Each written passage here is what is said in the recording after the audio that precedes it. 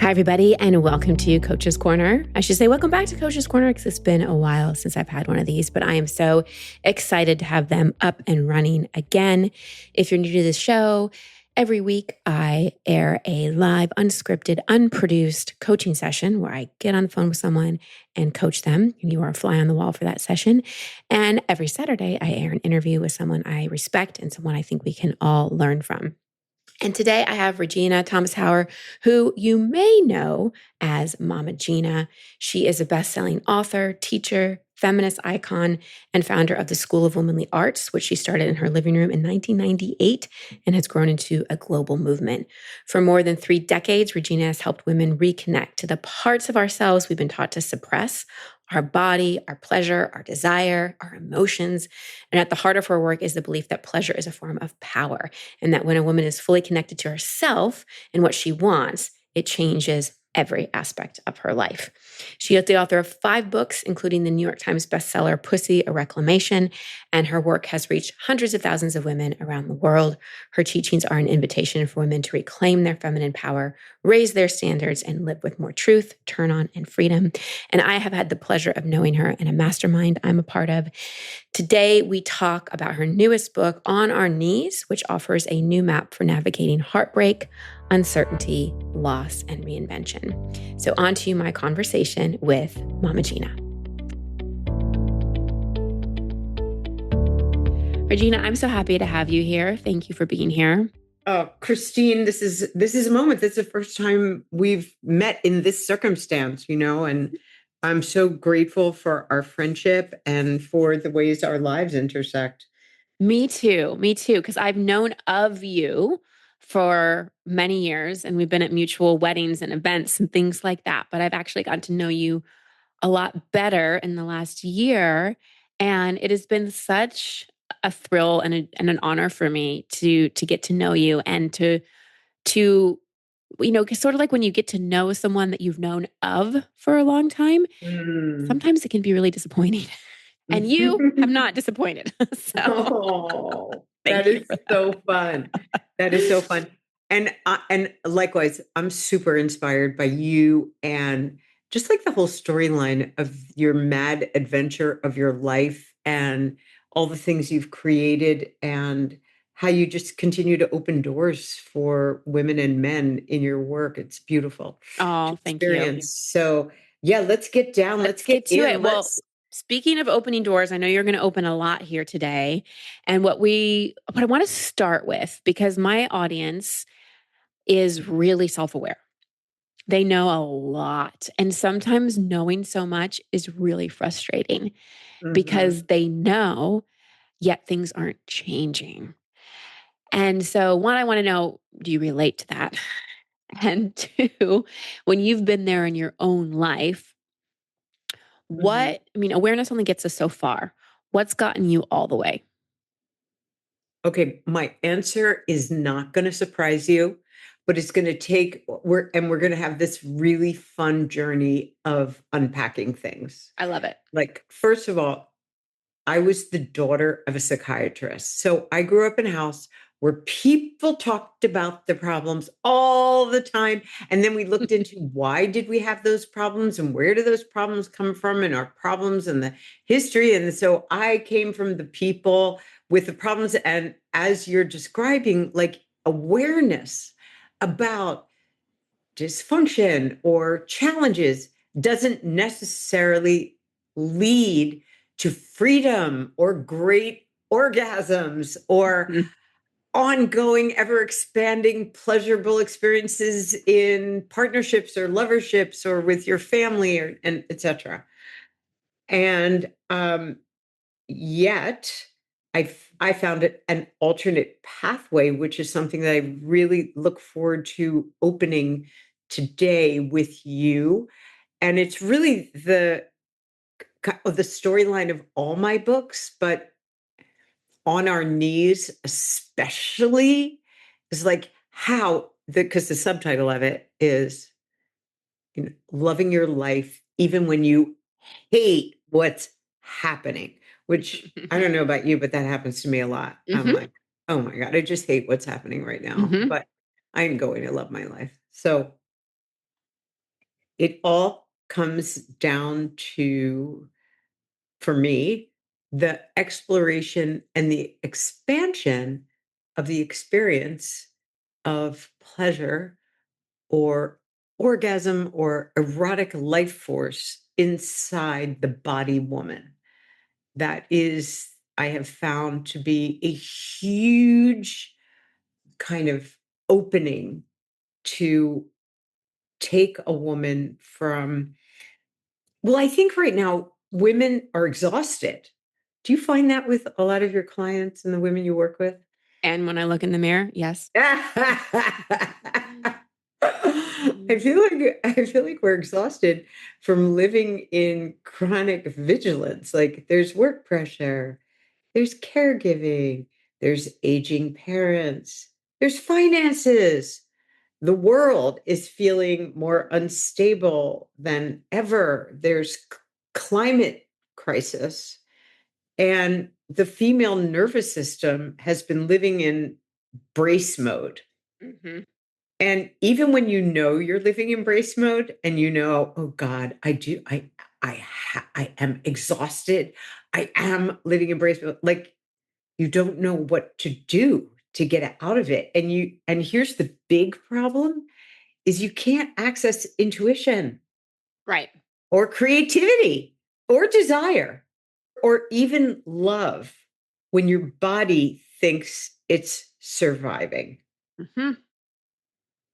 I Mhm. mean, I was a single parent raising Maggie, and I remember the feeling of, because let's say I got divorced when she was 7. I was in a financial crisis at that time. And I felt like it was the two of us were in the middle of the ocean and we didn't know which way shore was. And I was thinking like, oh my God, I'm just trying to make sure there's a roof over her head and food on the table. Like, how is this little girl going to feel my love? Because I Yeah. am. In survival mode. Yeah. Yeah. Mhm. And pleasure is one of the few experiences powerful enough to interrupt vigilance. And pleasure is the last thing we ever think of when we're in brace mode.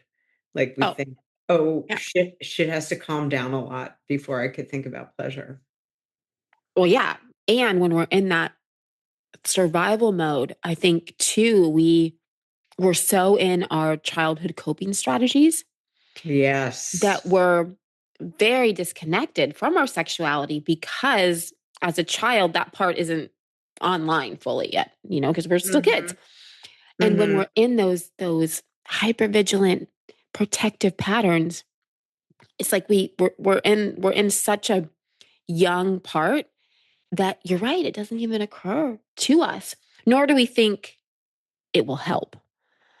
And do you think that part of that is because of, well, yes, because of the bracing, but also because of the shame that so many women carry about their own pleasure?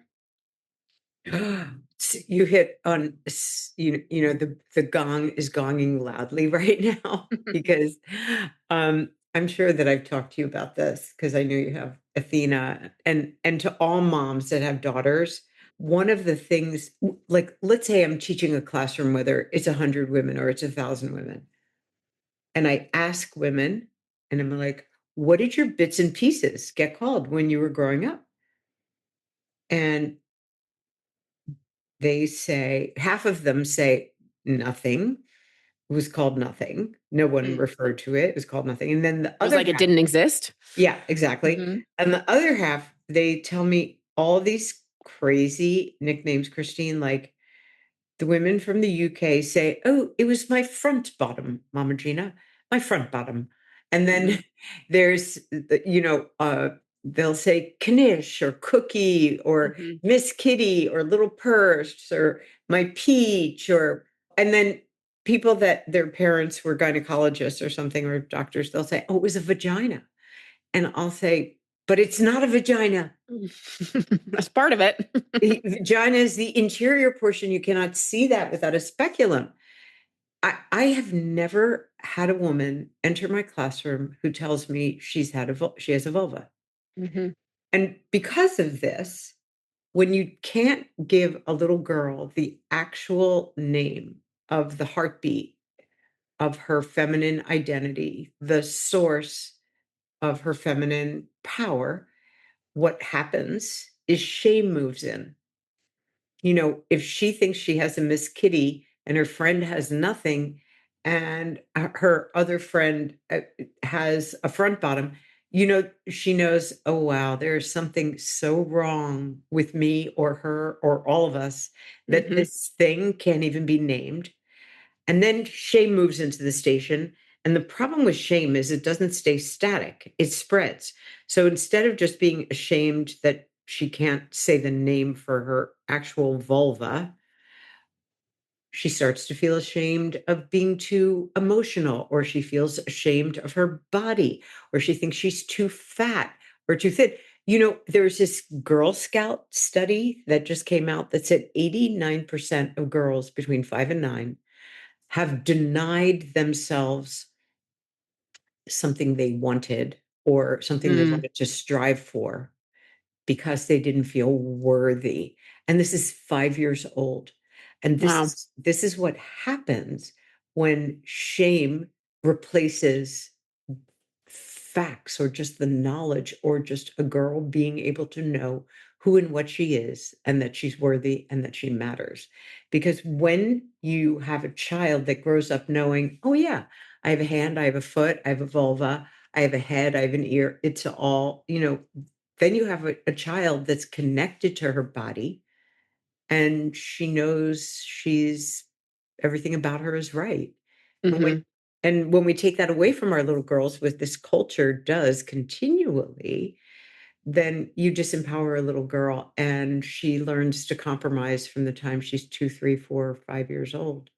And that's Yep. so I'm very vigilant about, my last book was called Pussy, a Reclamation, because I wanted women to know they don't have to live their lives in that place of disconnection from their power and their potency that their erotic sovereignty can give them when they own it.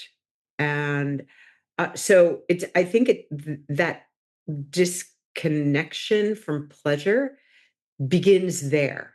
Yeah. Yeah. And I see it like, we've always used the word vulva. And when Athena uses that around other kids or even other parents, I get looks. And I'm like, it's not her pee pee. It's not her, Right. that's what it's called.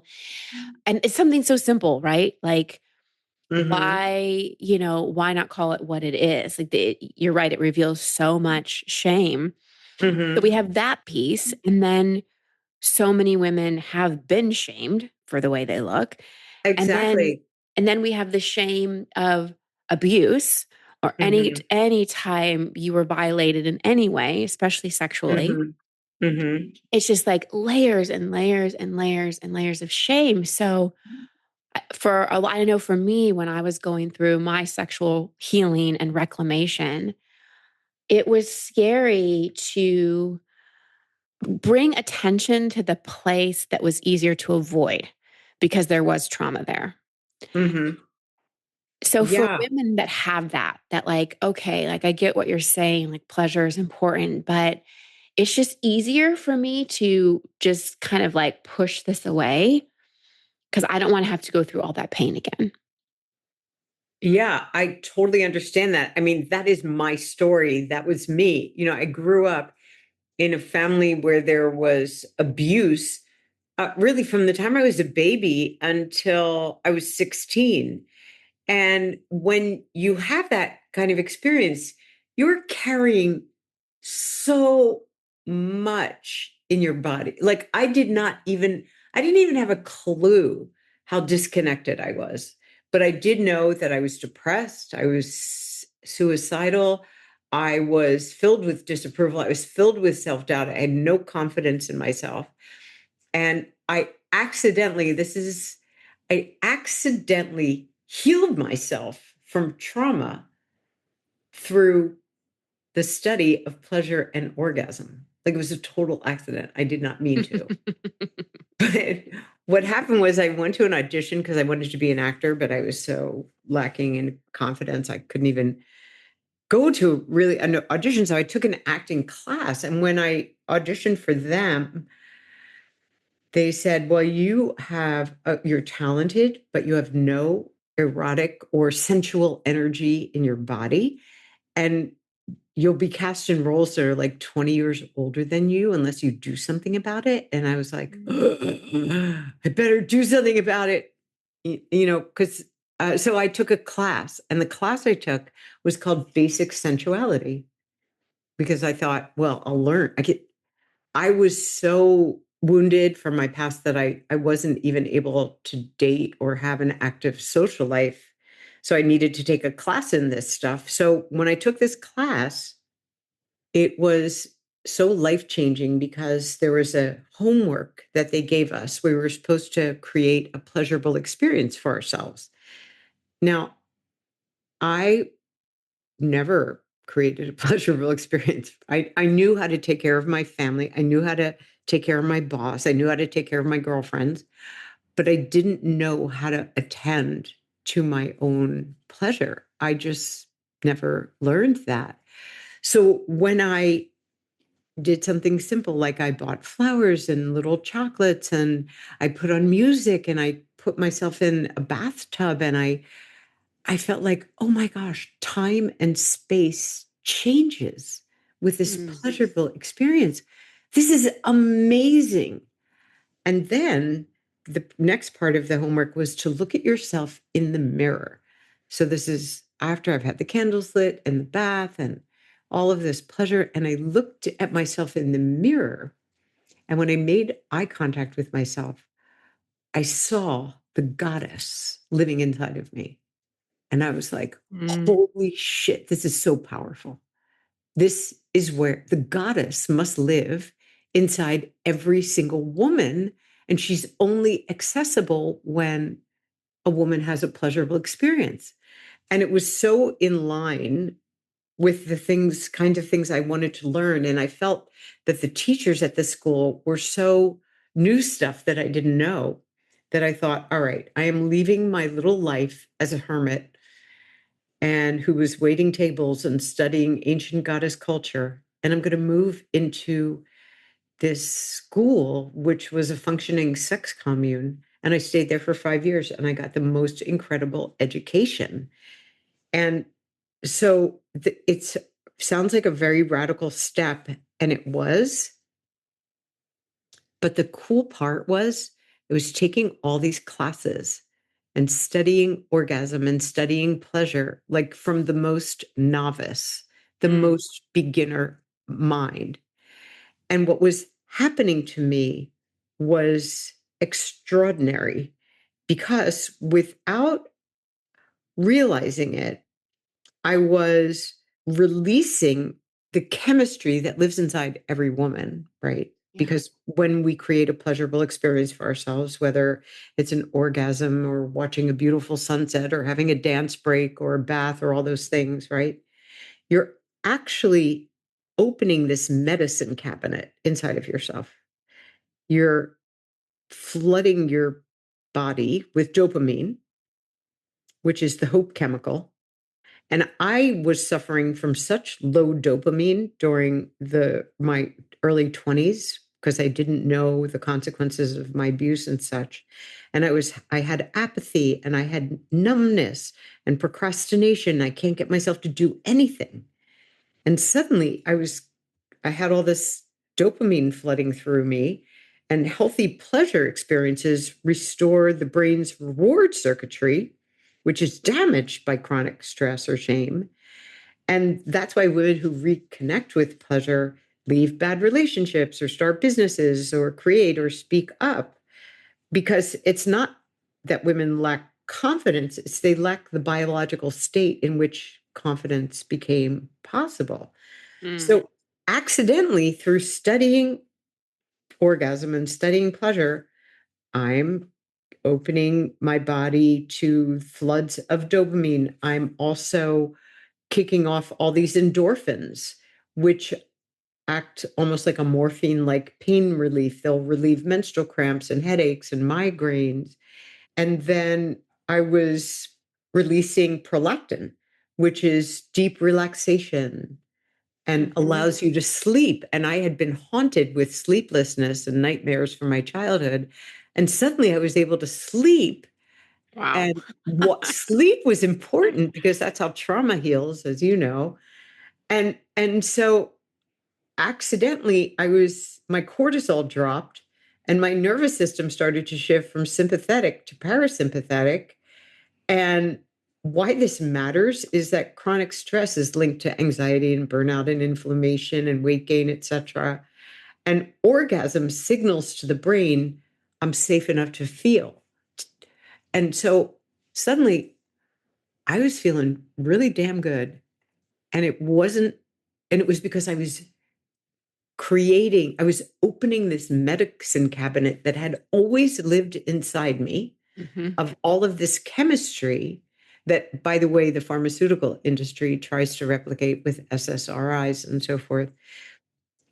And I accidentally healed myself from trauma through self pleasure practices, orgasm classes, and things like that. It was such a happy accident, and it. The best accident. Best accident.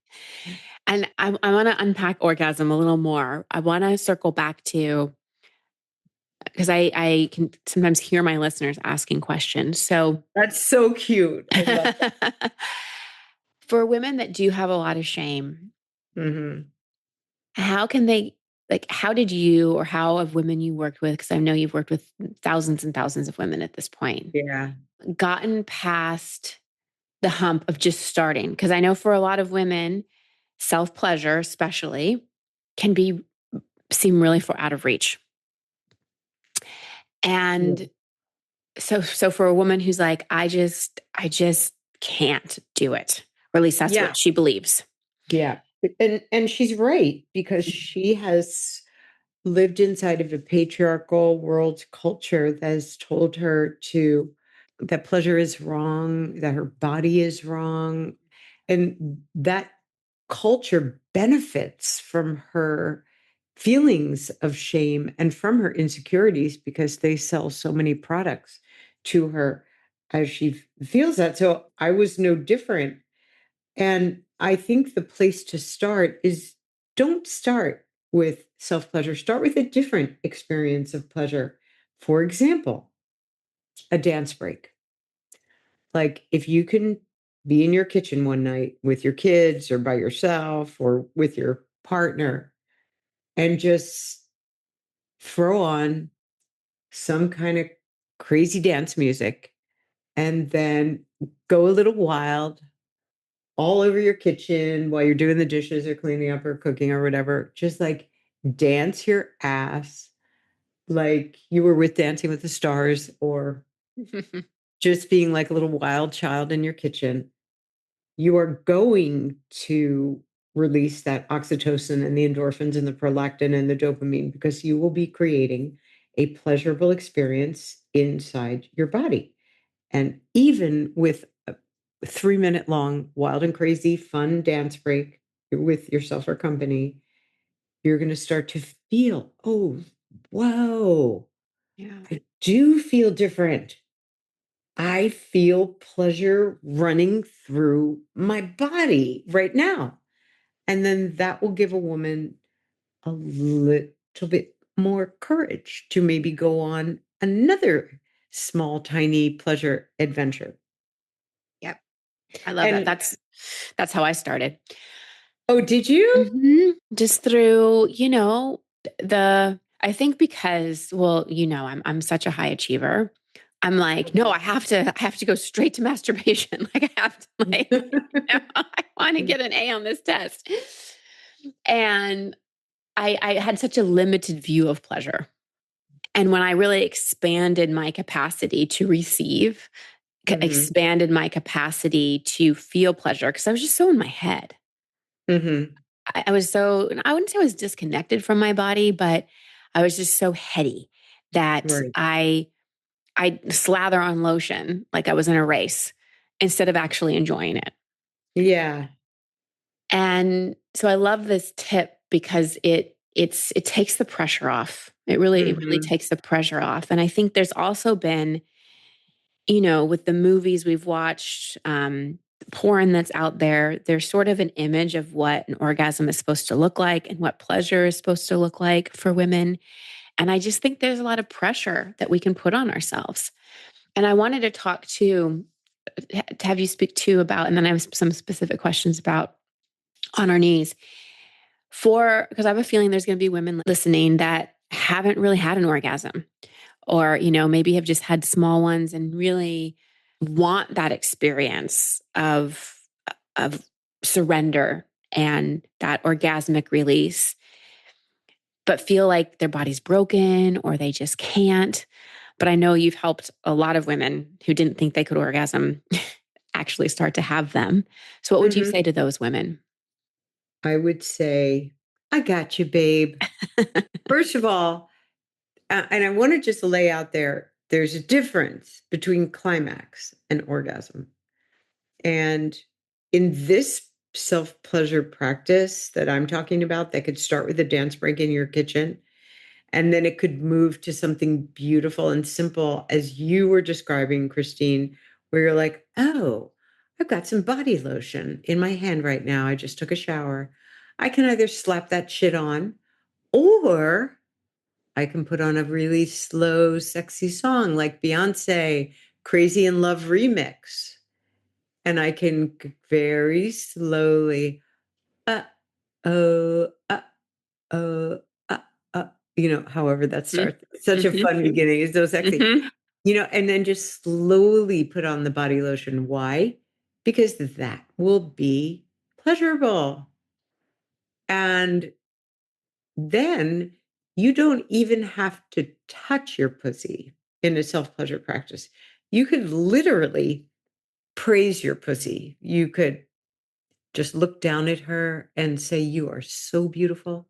You are so gorgeous. You are so sexy. You could kind of hover your hand just above her just to feel a little heat building up. You don't even have to touch her. You could just gently, slowly stroke your own cheek or your neck or your collarbone, because a solo pleasure practice builds self trust.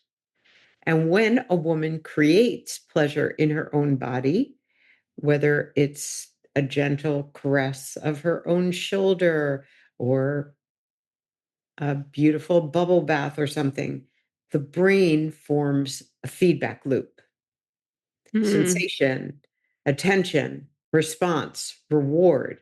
And that loop is the neurological basis of intuition, boundary recognition, and desire awareness. Why? Because she's noticing signals from her body. And if she can just start to feel subtle pleasure, she can feel subtle misalignment. And it's important for her. It's almost like pleasure, even in small ways that have nothing to do with an orgasm, Yep. sharpens her discernment, sharpens her own intuition. And that is so potent in the life of a woman, because it means you can begin to trust yourself.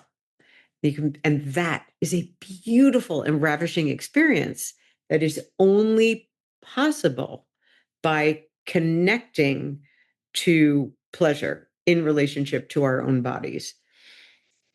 And then, I mean, if a woman really wants to get down and learn a wonderful self pleasure practices, she should buy a copy of Pussy, a Reclamation, which is my last book, because I give so many tips in there of how to begin to touch yourself in a way that's not scary, etc. Yeah. And Yeah. it's a nice beginning.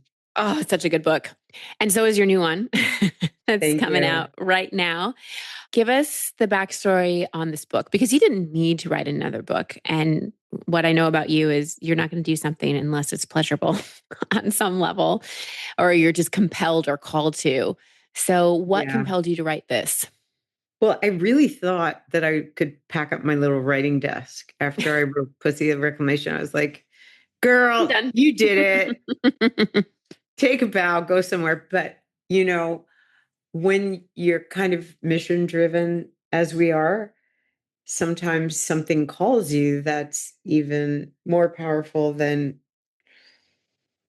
your thoughts. And in working with women for the past 30 years in live classrooms, because I've had this incredible laboratory that no one gets. Literally, I've had my actual hands on thousands and thousands and thousands of women. And one of the things I noticed is when a woman would come to class, there was always stories of abuse, rape, incest, date rape. There are always some forms of oppression that women had experienced in their bodies and their lives. And when they started to set their pussies free in my rooms, the first thing that would happen is all of those ruptures that had been buried inside would come pouring out. And so Mm. from that, I created a practice called swamping, which was a way to move your body physically and be witnessed as you were experiencing and describing the experience of some hurt or abuse or a part of yourself that you were meeting sometimes for the first time in my classrooms or in the practices around the classrooms. And what I began to observe is that part one was expressing whatever emotion was around that intense traumatic experience and just expressing it freely. And it created a lot of liberation. But then if a woman went further, one step further, and she started to pour the erotic, all of this gorgeous life force energy, this orgasmic energy it's the same energy that radiates from the sun or the wind or grows the grass or takes, an oak tree from a little tiny acorn into a giant oak tree, like it's life force. And when she would start to pour that life force inside of her body, inside of the rupture, almost eroticizing the darkness, it would Mm. open up whatever was next for her. Like instead of feeling like a victim, like, Yeah. oh God, I had this traumatic abuse as a child, I started to feel, oh, whoa, Mm. there's so much of my power that I began to access because of this abuse. This is how I have had the strength and prowess to take an idea, set it on its feet, start the pleasure revolution, create a movement, impact hundreds of thousands of women. Like it could not have happened were I not abused as a child. And it was pouring my erotic energy into that storyline that transmuted it from me being a victim to me being like, oh shit, this is what made me the woman I am today. And I'm Oh, grateful to be the woman I am today. and what a different way to hold that, that actually frees you, that Actually, actually frees you. Hmm. yeah. And Hmm. it's so surprising that Eros, that the erotic has the power to do that. So, Hmm. and Hmm. so I was like, oh, whoa, this could really change things for women because when I meet women, they feel ashamed if they've been divorced or they've had a financial failure or they've had a loss that they can't get over and they just can't stop grieving or those when a woman has a rupture, it's never a failure. It's an opportunity for her to evolve and expand. It's almost like the mulch that fertilizes the soil of the woman that she was born to become. Mm. And so I recognized the potency of connecting to that erotic aliveness. And I thought, oh shit, I'm gonna have to write a book because Got to get you my know, writing desk out again. yeah, because I don't want women to feel ashamed of our ruptures. There's so much glory and so much value and so much beauty it when things fall apart and things explode. Mm. Ah, feeling that one and can relate to it so deeply. And one of the things that you write about in your book, which is so relevant for me as a mother of a daughter, is the mother-daughter relationship and the impact that has on our relationship with our body and our sexuality. Can you Mhm. talk about that a little bit? Yeah. Oh my goodness. I dedicated this book to both my mom and my daughter, to Mm, my mom who gave me life, and then to my daughter who taught me how to love. yeah. Oh, Because, that makes me cry. oh God, I mean, it is the mother daughter bond and is so potent Mhm, and so powerful. And I feel like there's usually tremendous conflict in the mother daughter bond or the daughter mother bond. Like, there can be so much chaos and conflict as, our moms, we can blame them for the ways they didn't show up for us or they didn't love us in the ways that maybe we would have felt would be better for our nervous system or didn't feel seen or held by them. And through the lens of understanding, for example, the chapter that I have on the mother daughter wound is about Demeter and her daughter Persephone. And I like bringing the different goddesses into the book because I think once you know that there is a goddess that has traveled the path that is yours to travel, it makes you feel more held.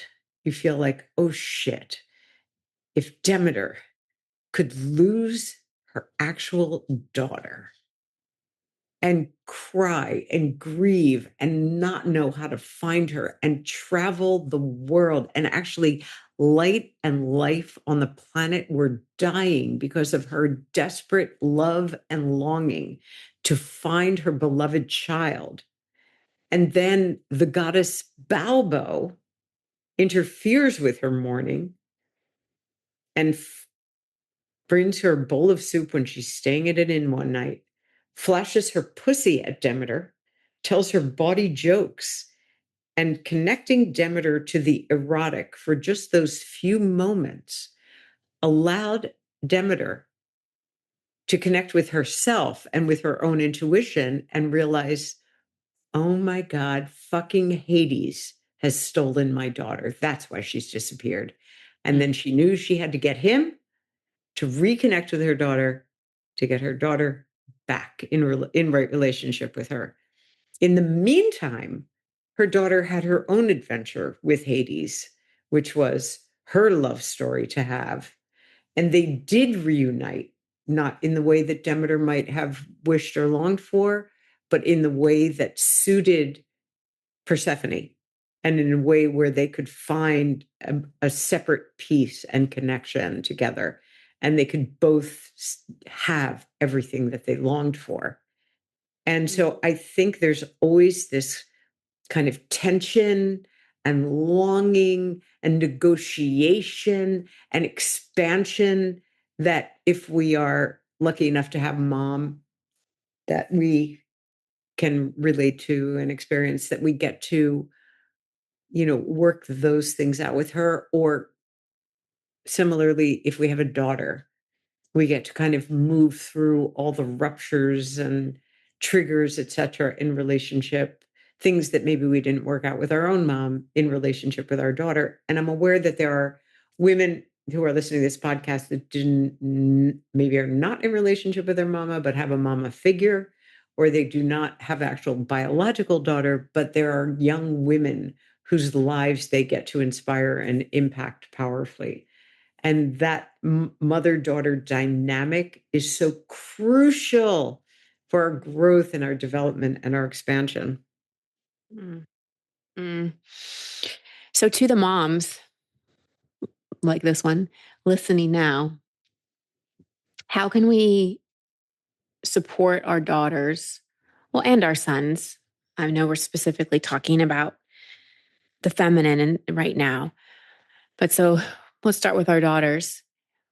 How can we help our daughters not forget who they are? Help them come into their sexuality without shame. Okay. This is always the question that I get asked by Sorry to be literally. not original. No, it's the most precious question, Christine. It's the most precious because all of us long to do it better than our mamas do it, have done it. And we long to, pad the way for our girls who will be the women of tomorrow. Yeah. And the first thing I want to say is you can't fuck it up. I fucked up so much with my daughter, and she still turned out to be absolutely incredible. And I think that one of the things that was probably the most significant is I always shared my transformations with her. Like when I was learning something new, Mm. I would be like, "Oh my god, I didn't know this when I was a kid, but I'm learning about it now in my IFS therapy, or I'm learning about this now in this work that I'm doing, this book I'm writing." And I would share the transformations with her. And I think probably the greatest gift that I gave her was the more I loved myself, the more she learned to love herself. Yeah. And the Yeah. more I pleasured myself, the more she learned that she was worthy of pleasure. Yeah. It kind of all goes back to that, doesn't it? We can Mhm. do all the things, read all the parenting books, cook the meals from scratch, whatever it may be, tell them the affirmations. But if we're not embodying it, and by embodying, I don't mean you have to be perfect, you have to get it all right, you have to be this, pleasure goddess all the time and totally free with your sexuality. That's not what we're saying. Because I really heard what you said, Regina. You shared your learning along the way. And I think that's important for our daughters to see we're still learning, we're still growing. We're not perfect and we don't expect them to be. And the pleasure piece is huge because I do think that so many women have bought into, not even willingly, this whole kind of badge of honor of being the mom who does everything for her Mhm. kids and maybe works and, it's on the PTO or PTA or whatever they call it now. But her pleasure is not a priority. Yeah. Yeah, and I think, to go back to your original point, like, what do I do or how do I speak to women that are so scared of self-pleasure or so scared of orgasm or so scared of their erotic nature?